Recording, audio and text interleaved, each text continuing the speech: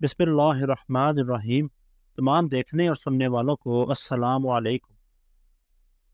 آج کی اس ویڈیو میں ہم صبر کا ایک ایمان افروز واقعہ آپ کے لیے پیش کرتے ہیں، تو ویڈیو میں ہمارے ساتھ اینڈ تک لازمی بنے رہیے گا۔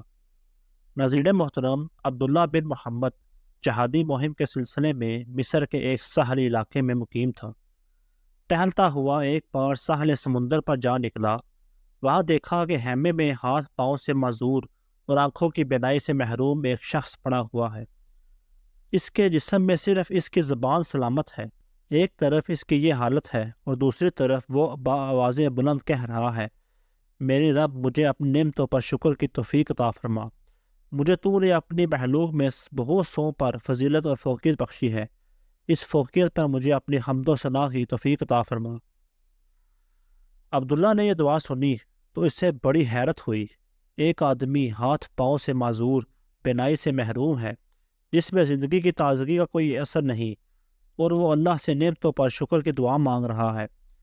اس کے بعد اس کے پاس آ کر سلام کیا اور پوچھا، حضرت آپ اللہ تعالیٰ کی کس نعمت اور فوقیت پر شکر اور حمد و ثنا کی توفیق کے طلبگار ہیں؟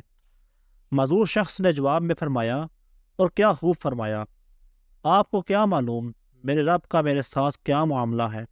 باخدا اگر وہ آسمان سے آگ برسا کر مجھے راکھ کر دے، پہاڑوں کو حکم دے مجھے کچل دیں، سمندروں کو مجھے غرق کرنے کے لیے کہے اور زمین کو مجھے نگلنے کا حکم دے، تو میں کیا کر سکتا ہوں؟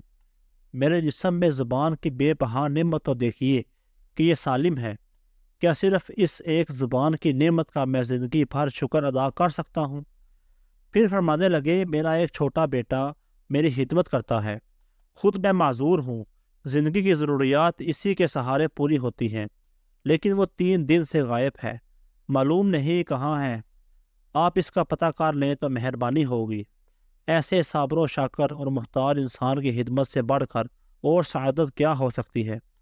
عبداللہ نے بیابان میں اس کی تلاش شروع کی تو یہ دردناک منظر دیکھا۔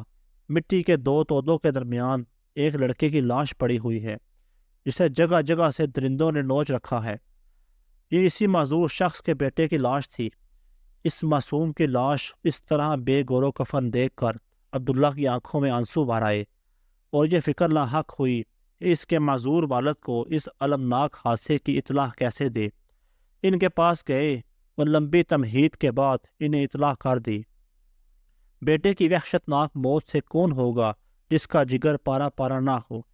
وہ خبر سن کر معذور والد کی آنکھوں سے آنسو رواں ہوئے، دل پر غموں کے بادل چھا گئے تو آنکھوں سے اشکوں کی برسات شروع ہو گئی۔ یہ بھی اللہ تعالیٰ کی ایک نعمت ہے کہ غم کا غبار اشکوں میں ڈھل کر نکل جاتا ہے۔ شکوہ شکایت کی بجائے فرمانے لگے، اللہ کا شکر ادا کرتا ہوں جس نے میری اولاد کو نافرمان پیدا نہیں کیا اور اسے جہنم کا ایندھن بننے سے بچا لیا۔ پھر انا للہ و انا الیہ راجعون پڑھا اور اس کی روح پرواز کر گئی۔ ان کی اس طرح اچانک موت پر عبداللہ کے ضبط کے سارے بندھن ٹوٹ گئے اور وہ پھوٹ پھوٹ کر رونے لگے۔ کچھ لوگ اس طرف نکلے، رونے کی آواز سنی، خیمے میں داخل ہوئے، میت کے چہرے سے کپڑا ہٹایا تو اس سے لپٹ گئے۔ کوئی ہاتھ چومتا، کوئی آنکھوں کو بوسہ دیتا، ساتھ ساتھ کہتے جاتے، ہم قربان ان آنکھوں پر جنہوں نے کبھی کسی غیر محرم کو نہیں دیکھا، ہم فدا اس جسم پر جو لوگوں کے آرام کے وقت بھی اپنے مالک کے سامنے سجدہ ریز رہتا، جس نے اپنے رب کی کبھی نافرمانی نہیں کی۔ عبداللہ یہ صورتحال دیکھ کر حیران ہو رہا تھا۔ پوچھا، یہ کون شخص ہے؟